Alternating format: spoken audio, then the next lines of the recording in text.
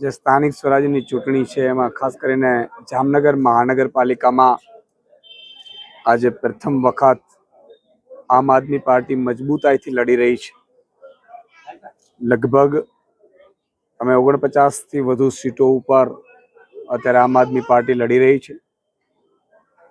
આજે ભાજપના કુશાસનથી લોકો ત્રાહિમામ પોકારી ગયા છે। ભાજપનો ભ્રષ્ટાચાર, જામનગરની જે છોટે કાશી છે, નગરી છે, એની ઓળખ ભાજપે ભૂંસી નાખી છે। ભાજપ આજે પણ દેશ અને દુનિયા જ્યારે ચંદ્ર અને મંગળ પર જઈ રહ્યું છે ત્યારે ભાજપ અહીંયા જામનગર મહાનગરપાલિકામાં નાગરિકોને પાયાની સુવિધાઓ પૂરી પાડવામાં નિષ્ફળ રહી છે। મહાનગરપાલિકા વર્ષોથી ભાજપની છે, રાજ્ય સરકાર ભાજપની છે, કેન્દ્ર સરકાર ભાજપની છે, છતાં પણ આ જામનગરનો વિકાસ થવો જોઈએ સ્પીડે થતો નથી। ત્યારે આજે અમે લોકોની વચ્ચે ગયા છીએ।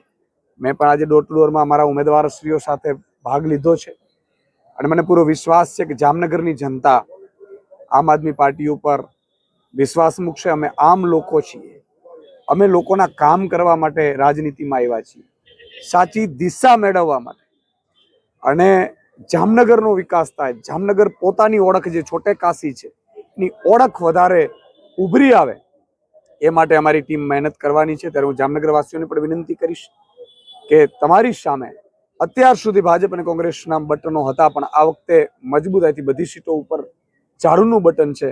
જે માતા બેન દીકરી સવારે ફળ્યું અને પોતાનું ઘર સાવરણાથી સાફ કરે છે, અમે લોકો રાજનીતિમાં રહેલી ગંદકી સાવરણાથી સાફ કરવા માટે આવ્યા છીએ।